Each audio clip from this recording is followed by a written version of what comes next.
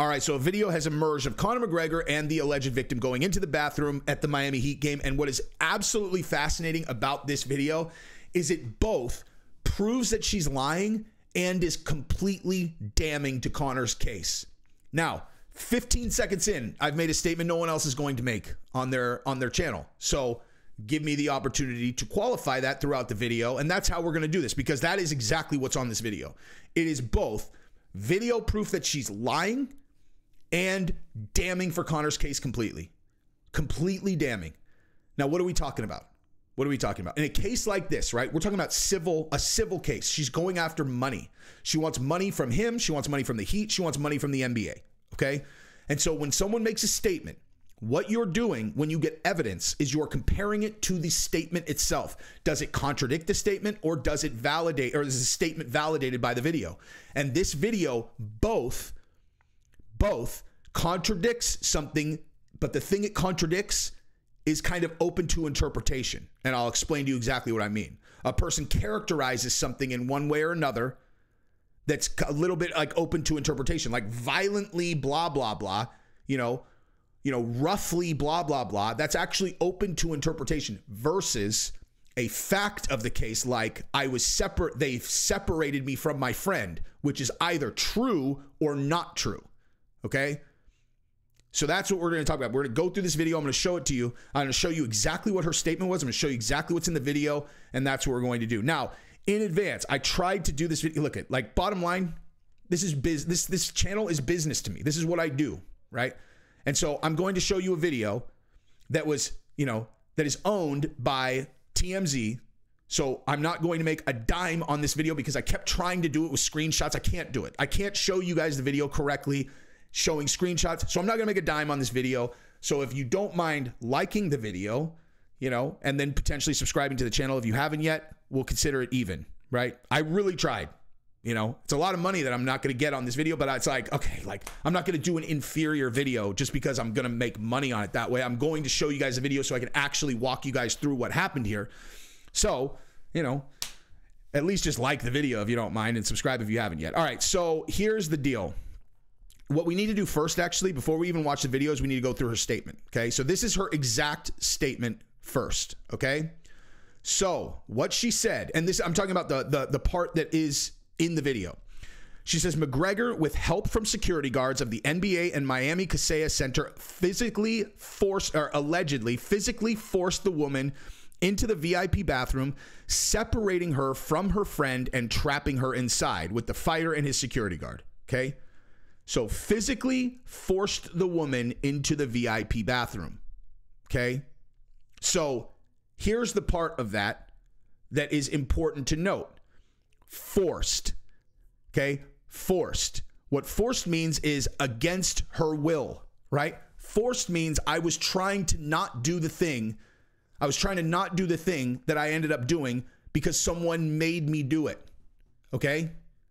And then the other part, right? The other part is this: separating her from her friend and trapping her inside. Okay? So that's a two-part statement.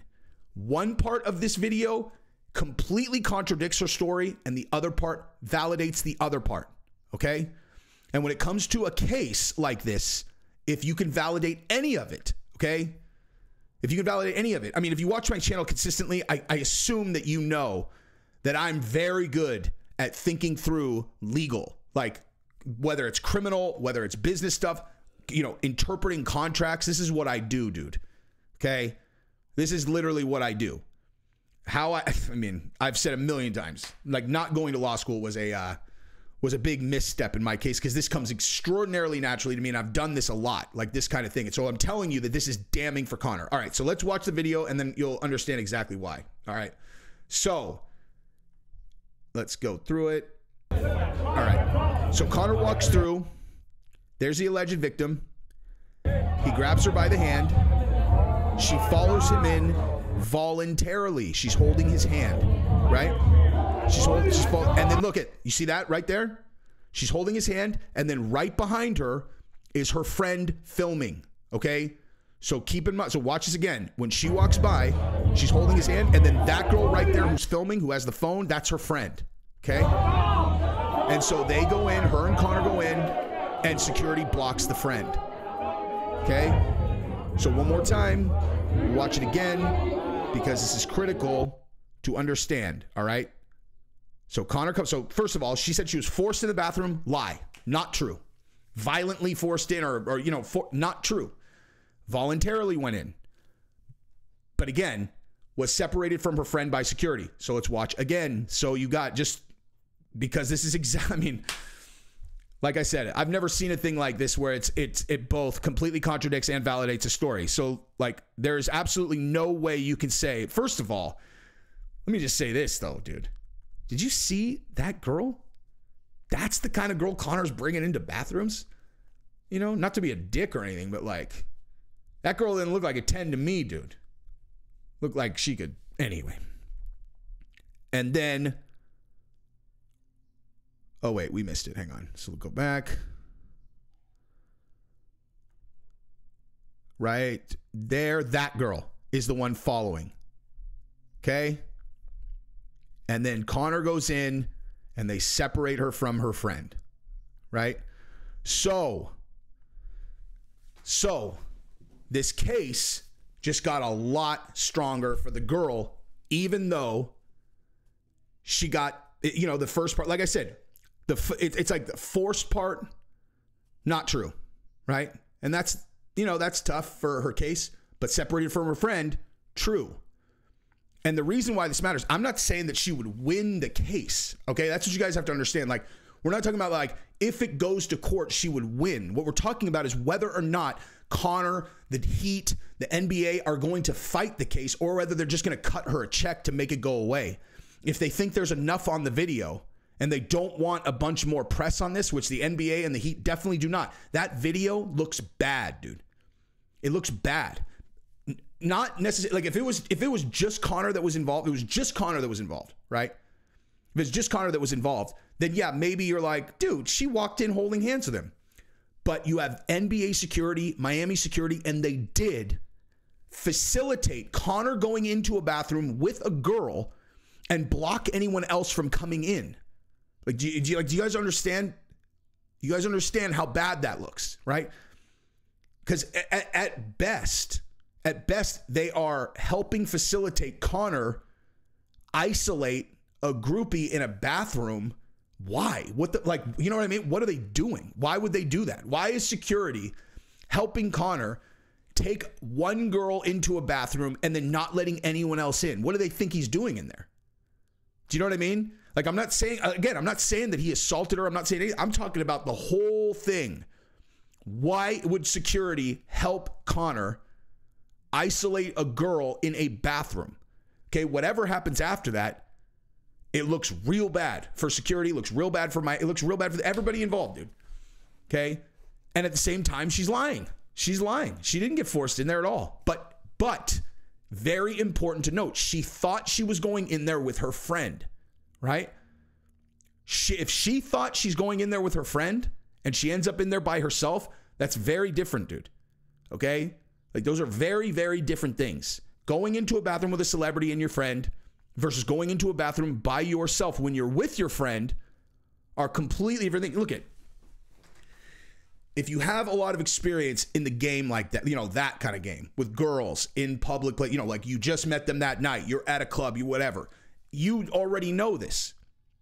If you've got two girls, you're hitting on one girl and she's there with her friend, you got two options, dude. Okay? You either need to get a wingman to take care of the friend, or you need to kind of be hitting on both of them, because you know that the other one is going to have to either be in for it, or she needs to approve of this girl going with you. Unless you could tell the dynamic between the two girls is the girl you're hitting on is the queen bee and she could do whatever she wants. And she's like, yeah, I'm going to go with him and just leave you by yourself, you know? Or you go for the, you know, she's actually, or you go for the one that's never gets it. You go for like the much lower level one who's like, oh my God, I can't believe I'm getting attention. And then her brain just breaks and she does whatever. But most of the time you have to hit on both of them. You have to get approval, or you have to have a wingman. Okay. You don't just like take one of them and then isolate them in some room and have your security block the other one from following you in, you know, because she didn't agree to that. You know what I mean? Now, maybe Conor probably didn't even realize she's with her friend. Security probably didn't even realize that that was her friend following. You know, there's a million people, there's a million things going on. But bottom line is, Conor, in front of a million people, grabbed some heifer-ass girl, walked her into the bathroom. Security was like, hey, everybody, just relax. Conor needs a BJ from a groupie, so we're going to go ahead and help him get that done. What are you doing? You know what I mean? Like, what are you doing? Like, what, you know, I mean, I guess he's that famous that's kind of like the crew he needs to roll with is like, hey, I'm going to go in this room, make sure no one else comes in. But like, do you guys think that's a good look? I don't, you know, just not, I mean, he's reckless, man. I don't know what else to say. He's reckless. This dude is reckless. At a certain point, like if you're this famous, you gotta switch it up, man. You know, if you're starving, you know what I mean? Like this is, okay, I can't help myself, dude. If I sound distracted in this video, it's because I've been compartmentalizing a bunch of thoughts that I wasn't sure I really wanted to say, but sometimes I just snap and I just need to say them, and that's what I'm going to do right now. Okay, look, dude.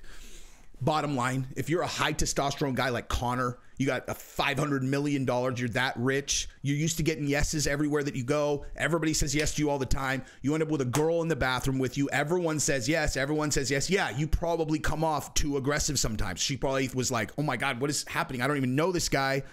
You know, she didn't even look like she's that hot, right? So she's like, oh my God, guys don't do this to me.